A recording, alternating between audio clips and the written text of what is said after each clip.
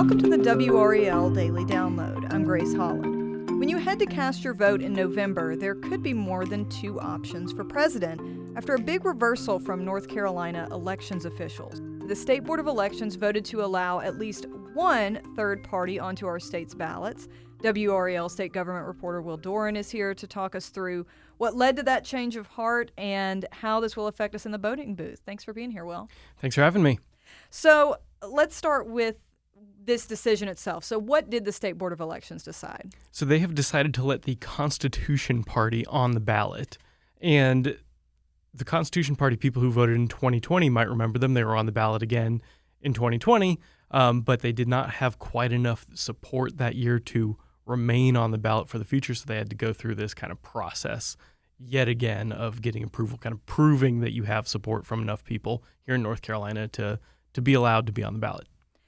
And obviously, so they went through that process after 2020. And then earlier this year, right, State Board of Elections had initially decided not to let them on the ballot. So what led to that change of heart? Yeah, so it's really kind of a math problem and a legal problem. You have to show your support, you have to get X number of signatures. And they had come through with the signatures. The State Board voted initially to delay the decision because they just had some kind of lingering questions about, were all the signatures legitimate, things like that. They have cleared those up, and they have decided that they were, and the Constitution Party will be allowed to be on the ballot this year. So who are the Constitution Party for people who maybe weren't familiar in 2020, and whose names are we expecting that they're going to put up for positions like president and governor and maybe some other roles? Yeah, so the Constitution Party is a very conservative party, probably to the right of the Republican Party currently, especially on a lot of social issues. Their main thing is religious conservatism, and they're going to be focusing particularly heavy on abortion in this year's election. The state party platform calls for a total ban on abortion, no exceptions for things like rape or incest. They say that it is not right to harm an innocent life, for the sins of the father is the term that they use. So it's really a focus on abortion and other issues as well, but abortion is their main thing. Their candidate for president is Randall Terry, who is a longtime anti-abortion activist from Tennessee. They're going to be putting a few other candidates on the ballot. It sounds like the list isn't totally finalized yet, but their candidate for governor is a Cary businessman. His name is Vinnie Smith. They're also expected, like I said, to have a few other candidates. Not all of those have been completely finalized yet, but we should know more by next month. And I know there's been some other parties that, along with the Constitution Party, were trying to get on the ballot. They've also been previously denied. This goes along with RFK Jr., if you've been following his candidacy. So what are those other parties that have previously been denied from the ballot? Yes, there's two of them. One is RFK Jr.'s party, which is called the We the People Party. And then there's also Cornel West's political party, which is called the Justice for All Party. And the board has not allowed them to be on. And they're facing some of the same issues with signatures and all of that as the Constitution Party faced. But State Board was satisfied and answered all the questions it had about the Constitution Party. It still has a lot of questions, its members say, about RFK Jr. and Cornel West and the signatures they got and the help that they may have gotten from outside groups in getting some of those signatures. Apparently, a lot of people have contacted the board and said, hey, I thought I was signing something else, but I'm seeing my name show up on this, and I want my name to be taken off this list. Yeah. So they are doing some more investigation into some of those complaints to see if they, after they talk to all of those people who've complained, if these groups still have the right amount of signatures and if there are any kind of outstanding legal issues that might cause concerns for letting them on the ballot here. All right. Let's take a quick break right there. And when we come back, we'll talk about some of the impacts that this can have.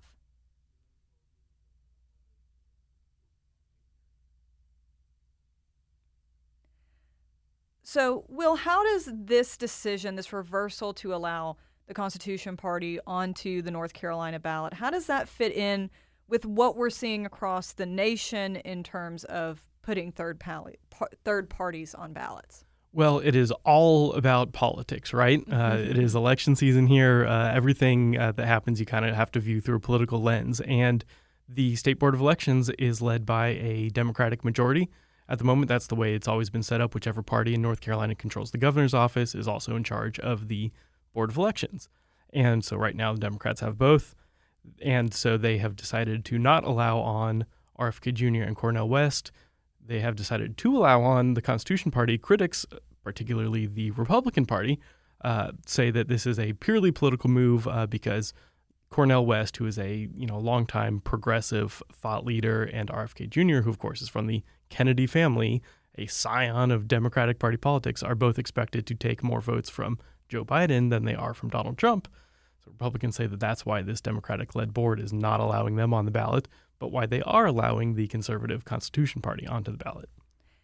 Does this say anything about the level of concern for the two main party nominees? Obviously, Donald Trump for the Republicans and Joe Biden for the Democrats. I think about all of the back and forth there's been since the presidential debate over whether Biden should step aside for a different candidacy. Does this say anything about where those conversations are going? It's a little hard to tell. You look at the last two presidential elections here in North Carolina. In 2016, there were a bunch of third-party candidates on the ballot, and Donald Trump won. Mm-hmm. Then in 2020, there really weren't.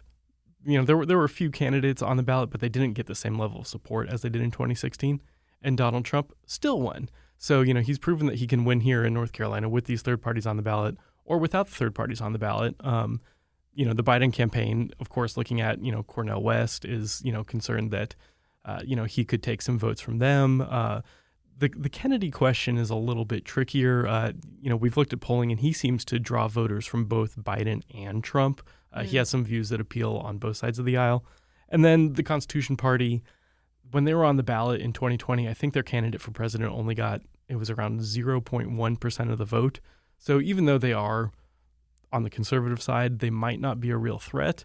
Of course, there are a lot of conservative voters who are really passionate about pro-life issues and abortion issues, and it seems that Donald Trump has not really wanted to talk about that at all in this presidential campaign this year. So if you have another presidential candidate who is going around and talking about those issues that have made a lot of people really single-issue voters, they could get more than 0.1% of the vote this year. So I think it's still a really open question as to how all of this could affect the delay of the election here. And what has been the reaction from state GOP leaders to this, given that? Yeah, like I said, they are really just trashing the Democrats on the elections board. They are so far not really saying anything about the Constitution Party, not indicating that they're worried that will hurt Trump's chances. Like I said, I think it's a good chance that they will get more support than they did last time around. I just don't know how much support the Constitution Party will get. But they're mostly just trashing the Democrats on the State Board of Elections for not allowing RFK Jr. and Cornel West on the ballot. And what is next? Because technically that's not a final decision. So is it possible we could see that change too? Correct. So RFK Jr. and Cornel West are not on the ballot yet.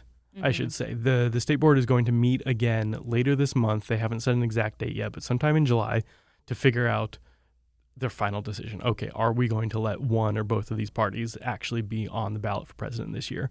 So that is certainly coming up. One thing that might be coming up are lawsuits because, ballots start going out in September for people who want to vote by mail, and that is happening fast. Right. And so they want to get, the ballots finalized by next month, sometime in August. And so, one of these parties or both of them could sue the state to basically hurry it along, say, get a judge involved and force the Board of Elections to make a decision. All right. Well, we'll be watching all of that closely. Thank you so much, Will. And thank you for listening to the WRAL Daily Download. Another great way to get WRAL news is the Morning Briefing newsletter. It's a daily email that's waiting in your inbox every morning with local news, events, and headlines to get you ready for the day. Sign up at WRAL.com/newsletter.